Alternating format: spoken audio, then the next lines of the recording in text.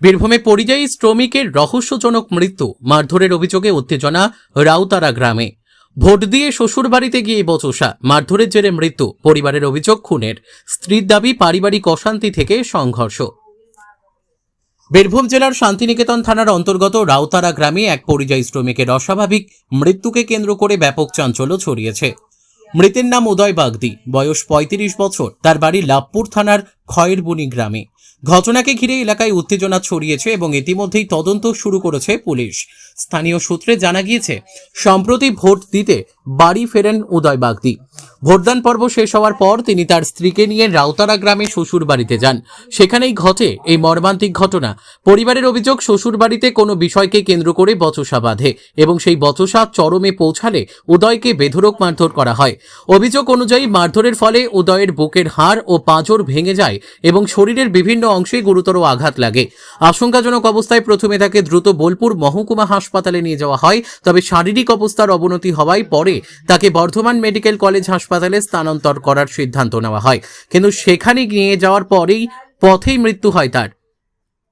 অন্যদিকে এই ঘটনার ভিন্ন ব্যাখ্যা দিয়েছেন মৃতের স্ত্রী। তার দাবি, উদয় দীর্ঘদিন বাইরে পরিযায়ী শ্রমিক হিসেবে কাজ করতেন, তবে তিনি উপার্জিত অর্থ পরিবারের প্রয়োজনের পরিবর্তে নেশার পেছনে ব্যয় করতেন। এই নিয়ে দীর্ঘদিন ধরেই দাম্পত্য কলহ চলছিল। ঘটনার দিন প্রথমে উদয়ের সঙ্গে তাদের ছেলের বচসা হয়, যা পরে হাতাহাতি ও পরে মারধরে পরিণত হয়। ফলে ঘটনার প্রকৃত কারণ নিয়ে ধোঁয়াশা তৈরি হয়েছে। এটি পরিকল্পিত খুন নাকি পারিবারিক অশান্তির জেরে আকস্মিক মৃত্যু, তা এখনো স্পষ্ট নয়। এদিকে পুলিশ মৃতদেহ উদ্ধার করে ময়না তদন্তের জন্য পাঠিয়েছে। প্রাথমিকভাবে অস্বাভাবিক মৃত্যুর মামলা রুজু করে তদন্ত শুরু হয়েছে। ঘটনার সঙ্গে জড়িতদের জিজ্ঞাসাবাদ করা হচ্ছে বলে পুলিশ সূত্রে খবর। ঘটনাকে ঘিরে এলাকায় চাঞ্চল্য ছড়িয়েছে এবং মৃতের পরিবারের পক্ষ থেকে দোষীদের কঠোর শাস্তির দাবি তোলা হয়েছে। তদন্তের অগ্রগতির দিকেই এখন নজর সকলের। আমার মাকে গালটা দিছে, তাতে তখন বাবা বলে যে যারা যায়, তখন বাবাটা আমাদের ঘরে শাবল থাকা, ওই শাবল লোহা শাবল বার করে নিয়েছে, ছেলেটাকে মারছে। এবার আমরা কি টাইম দেখবো? মা দেখবো না, মাম্মি দেখবো না, দিদা দেখবো দাঁড়িয়ে? আর যদি ছেলেটাকে মেরে দিত তাহলে ছেলেটাই খুন হতো, বাবার হাতেই খুন হতো না। আর বাবা ছেলেটা খুন হয় নাই বলে সবাই মিলে ছাড়াইতে গেলাম, তো 5 জন ছিল। এবার সবাই তো কুটুম ছিল, পাড়া বসে সবাই ছিল বলে ছাড়াইতে ছিল। মেয়েটিকে তো কেউ মা খাওয়াবে না, তার জন্য সবাই কে দিয়েছে কে ইয়ে করছে আমি কি করে জানবেন, সবাই বলো তো। এবার ছেলেটার নামে ফেসে গেছে, তো ছেলেটা একা দোষ নাই, এখন জানি না কে বাটে, এখন সব কুটুম মারধর অনেক সবাই ছিল। আর তারা সব ছাড়াইতে গেছিল। এবার কে মেরেছে না মেরেছে এখন দেখা নাই, সবাই তো মেয়েটিকে ছাড়াইতে গেছিল। উদয় বাগদিকে খুন করা হয়েছে, কারা কারা মারধর করেছে?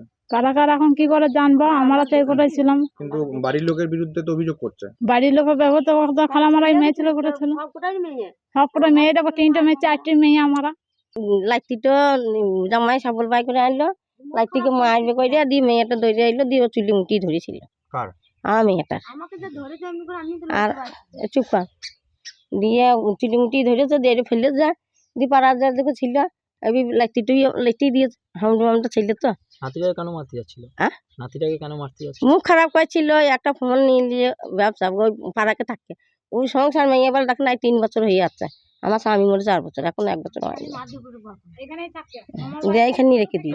এখন হসপিটাল থেকে জানা গেছে তার পাঁজরও ভেঙে গেছে এবং তার যে পুরুষ লিঙ্গ সেটাও ভেঙে গেছে। কিভাবে ভাঙলো সে কি করে জানবো? কিভাবে মারধর করেছেন? আমরা ঠেঙ্গাও লি নাই, হাঁটু লি নাই, লাইটিও লি নাই, একটু বলতে পারছি না।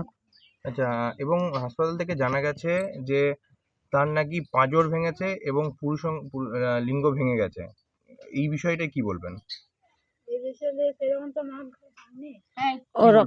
ওরকম তো আমরা তো দেখতে পাচ্ছি না যে পাঁচজন ভেঙেছে না, কোথাও লিখতে দিয়েছে আমরা তো বুঝতে পারি না। আমরা ওই ফারাক আছি, ছেলেটা দিয়েছে ওইদিকে ছড়িয়ে নিয়ে যে ওইখানটাতে মেরেছে, আমরা তো দেখি নাই কোথাও মেরেছে না।